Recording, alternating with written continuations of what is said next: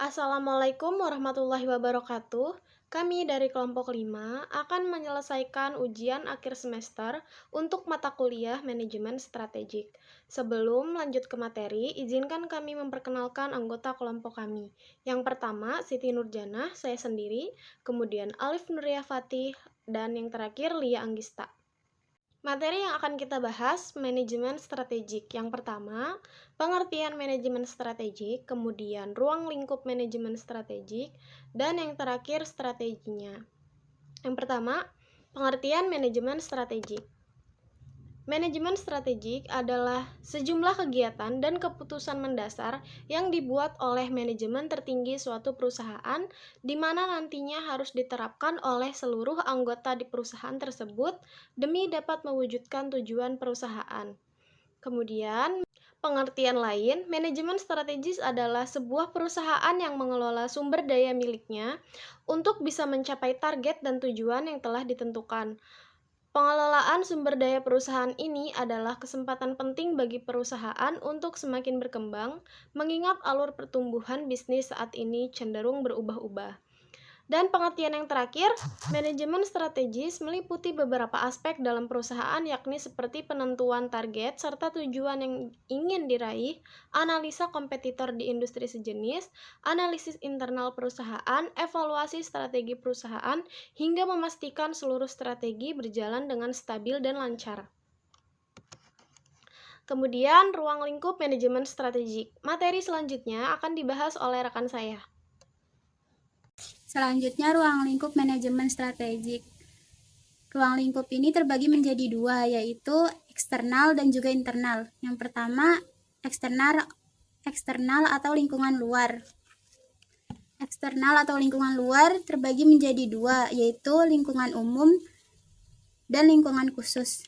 Yang pertama, lingkungan umum meliputi ekonomi politik, hukum, sosiokultural, teknologi, dimensi internasional, dan kondisi lingkungan alam. Yang kedua, lingkungan khusus meliputi stakeholder atau pemilik, customer atau pelanggan, klien, pemasok atau supplier, pesaing, suplai tenaga kerja, badan pemerintah, dan juga lembaga keuangan, media, dan serikat pekerja. Yang kedua, lingkungan dalam atau internal. Terdiri dari manusia atau specialized dan manajerial personal, lalu finansial, sumber, alokasi, dan kontrol dana, fisik yaitu gedung, kantor, dan lain-lain, lalu sistem dan teknologi, sistem nilai dan budaya organisasi atau perusahaan. Selanjutnya, tahapan manajemen strategik. Tahapan-tahapan untuk manajemen strategik adalah mengidentifikasi arah dan tujuan, menganalisis sumber daya, lalu menyusun strategi, menerapkan serta memantau strategi, yang terakhir mengevaluasi strategi. Selanjutnya, identifikasi arah dan tujuan perusahaan. Pertama, perusahaan harus menetapkan goals yang jelas dan realistis. Tujuan harus mencakup apa yang ingin dicapai perusahaan. Dan alasan mengapa harus mencapainya. Setelah itu, barulah perusahaan dapat mengidentifikasi cara bagaimana goals tersebut tercapai. Dalam tahap ini, perusahaan dapat mengartikulasikan visi dan tujuan jangka panjang pendeknya. Selanjutnya, menganalisis sumber daya. Perusahaan kemudian harus dapat memeriksa, memahami, dan menyusun internal dan eksternal power yang berpengaruh terhadap bisnis.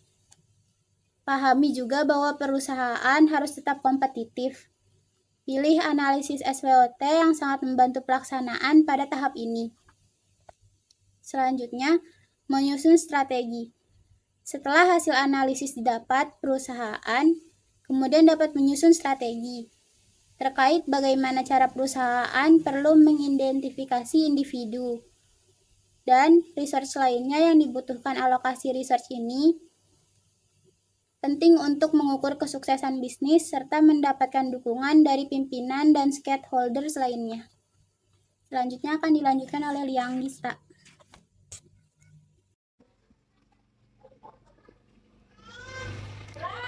Selanjutnya ada menerapkan serta memantau strategi.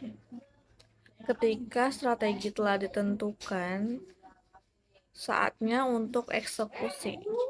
Strategi ini mencakup mulai dari perencanaan hingga implementasi. Pada tahapan manajemen strategis ini, resource akan bekerja sesuai peran dan tanggung jawab masing-masing.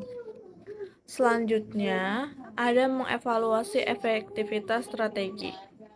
Tahapan terakhir dari strategic management ini adalah mengevaluasi sejauh mana strategi yang diterapkan telah berhasil membawa perubahan. Membawa perubahan apa saja? Perubahan juga akan memantau kelayakan strategi yang sedang dijalankan, operasional bisnis, serta mempertahankan yang strategi yang terbukti secara efektif. Selanjutnya ada contoh dari strategis di Apple. Perusahaan Apple.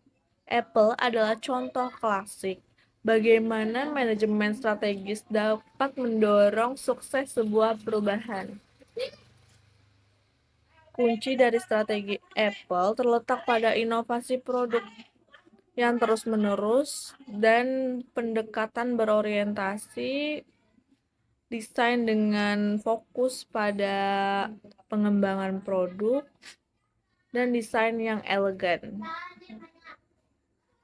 Selain daripada itu, Apple memadukan teknologi yang canggih dan desain yang juga elegan. Apple berhasil menciptakan produk-produk seperti Apple Handphone dan MacBook yang tidak hanya memenuhi kebutuhan fungsional konsumen, tetapi juga memiliki nilai estetika yang tinggi.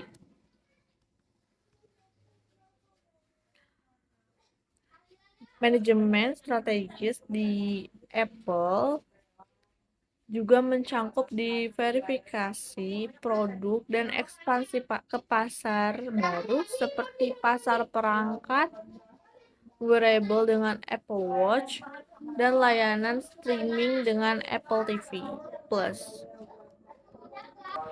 Sekian pemaparan materi manajemen strategis dari kami. Kurang lebihnya mohon dimaafkan. Semoga pemaparan materi dari kami bisa kalian pahami dan menambah ilmu pengetahuan kalian tentang manajemen strategis ini. Sekian dan terima kasih. Wassalamualaikum warahmatullahi wabarakatuh.